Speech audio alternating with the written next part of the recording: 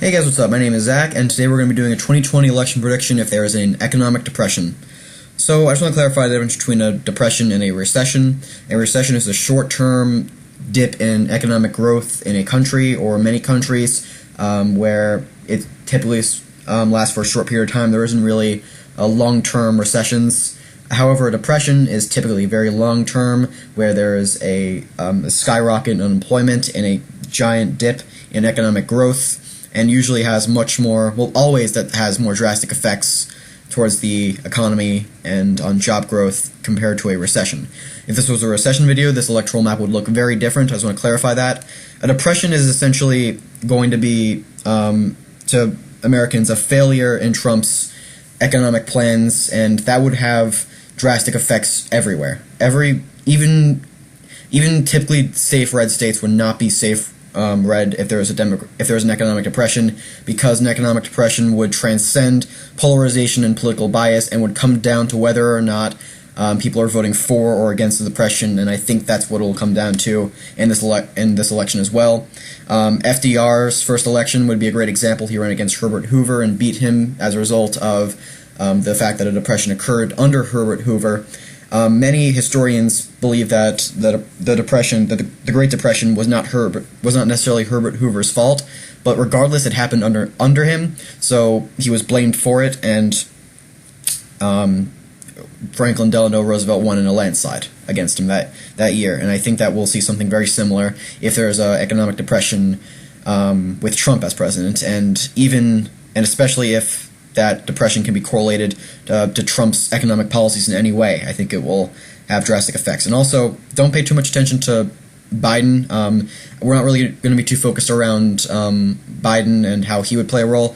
This isn't a Biden versus Trump election. This is just a prediction to see how badly Trump would be affected if there was a depression. So focus more around that and not necessarily too much on Biden, who I'm just using pretty much as the Democratic candidate in this case.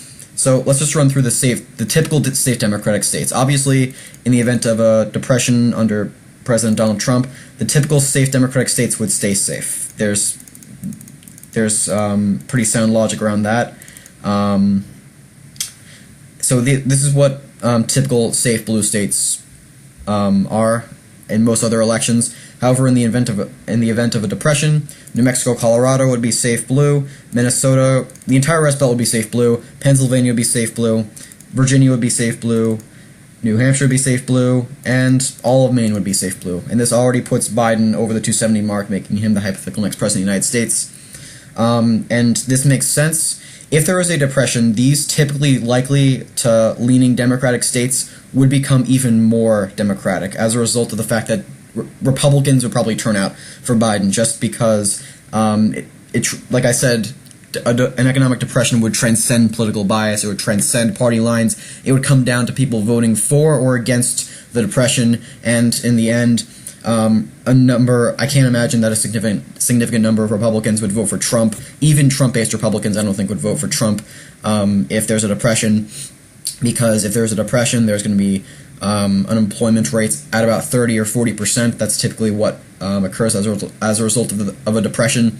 And again, it would transcend party lines, and it would come down to just voting for or against the economic depression. And as you can see, this would make whoever challenges Trump, not just Biden, the next president of the United States.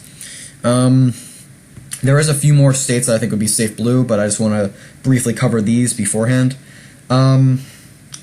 The only states that I believe would be safe red is Wyoming, Idaho, and West Virginia. Those are the only states I would say are definitively safe in Trump's column. The rest of them are at very much of a risk for him. The only reason why these states are safe red is just because of how partisan these states are and how high Trump's approval is in these states. And even if there's a depression, honestly, his approval would go down in these states, and it'd probably become close, even in states like Idaho, West Virginia, Wyoming, and West Virginia with Biden. But even then, Trump would still probably win it. That just goes to show you how partisan these states are, which is kind of disappointing, if you ask me. But let's go through all the... This is going to be a different prediction video. I'm not going to go in order between least and most likely. So I'm just going to go to states that I believe are going to be likely in Trump's column. South Dakota, likely. Nebraska's 3rd district I consider to be likely as well. Oklahoma would also be likely. Arkansas, Louisiana, the entire South would be likely in Trump's column. Actually, maybe for states like Arkansas, Alabama, Tennessee, I would place solid red, but those are the only southern states I would place solid red. Kentucky I consider to be likely red.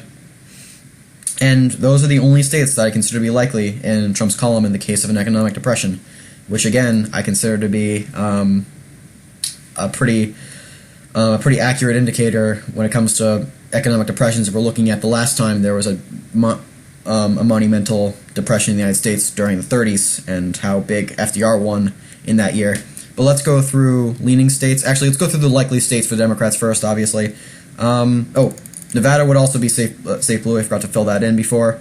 North Carolina would be likely blue, if not solid. In fact, I'm going to make that solid, just because, again, it's going to come down to for or against the depression, and the fact that the state is already close without an economic depression, it would go solidly in the Democrats' column. Same with Florida. I consider that to go solidly in the Democrats' column as well. Again, in a state this close, it would transcend party lines. It would come down to just voting to end the depression and voting for change. Any change, even if people don't necessarily agree with Biden's policies, if there's a depression, they would want to just change things up as quickly as possible. And that really comes down to making an irrational decision just to quickly vote for the other guy. But honestly, if you're homeless, that's what's going to happen. Homeless turnout would be peaked in everywhere if there's a depression, because homelessness would be at 30 or 40% under a depression. And in that case, those people would be voting for whoever is not the president. Whether they agree or disagree with Trump, they would vote for whoever is not the president and whoever is not overlooking this depression. That's what it will come down to. So this is really going to be a very different prediction compared to my other election predictions. Texas, I consider to be likely in the Democrats' column. Just for the same logic I've said before, homelessness would be spiked. The fact that the state is already trending Democrat prior to this, that turnout along with the homeless turnout would make the state go likely in Biden's column. Same with Arizona. Even without Hispanic turnout, that is no longer a factor when you're facing an economic depression. Everyone will turn out for Biden in this state, and very little will turn out for Trump. Same goes with Utah. The state may be solid red, but Trump's approval in the state has just dipped to -1. And if there's an economic depression, no Republicans will turn out for Trump. In fact, most of them might turn out for Biden instead, even if they don't agree with him. And whatever Democratic base in here would also obviously turn out for Biden en masse, making the state go likely in his column. Ohio, I consider to be solid in Biden's column, and this comes down to the fact that the state is usually a flip state, but once you have Trump's failed economic policies, the Trump base in this state would either not turn out for Trump out of just disappointment in the fact that they put their support behind a candidate who then stimulated an economic depression, and they may even go to Biden. I can easily see many Trump Republicans going to Biden even if they don't agree with him, just to vote to end the depression out of the sheer logic of it. So for that reason, I put Ohio solidly in Biden's column. Biden's already winning in a landslide, but we're not even done yet. Indiana considered to be likely in Biden's column. The only way I can see this state going to Trump is if Mike Pence really becomes a big factor, which is very unlikely, making the state go likely in Biden's column. Georgia I consider to be likely in Biden's column. We're seeing the state trend more Democratic overall. And if there's a depression, party lines would be irrelevant, and people would vote just to end the depression, and Trump would get virtually no support in this state, making it go likely in Biden's column.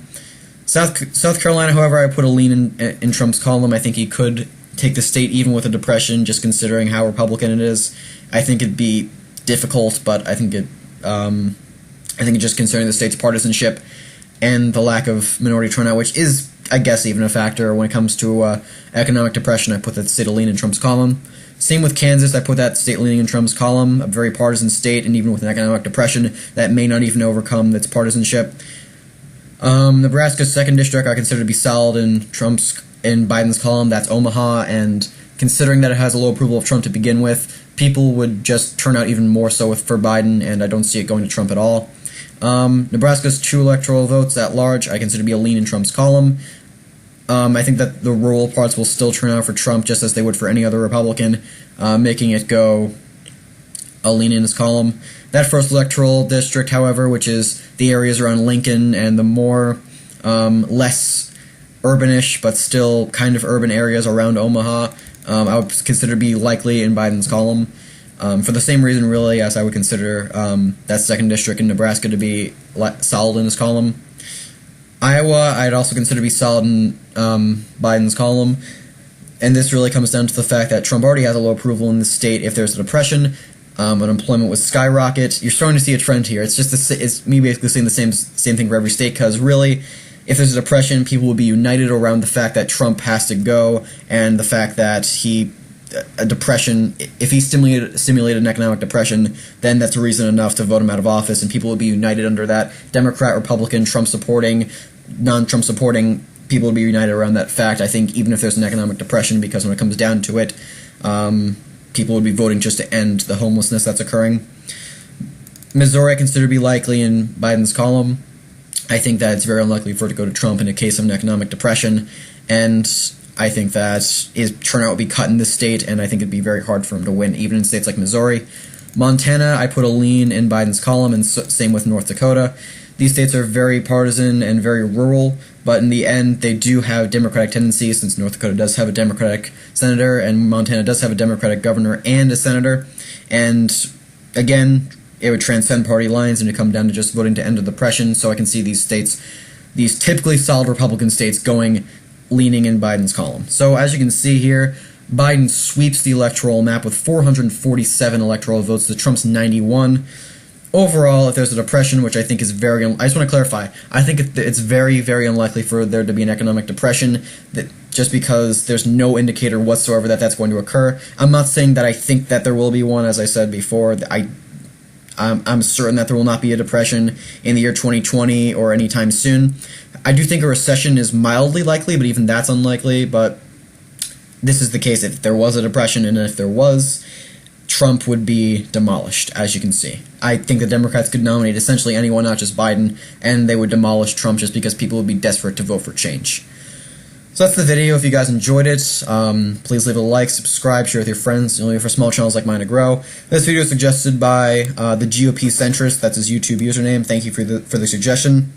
If you guys have your own suggestions, please leave them down below, and I'll add them to my lists, and I'll make a video about them eventually. Thank you guys for watching. Hope you guys have a good day. See ya.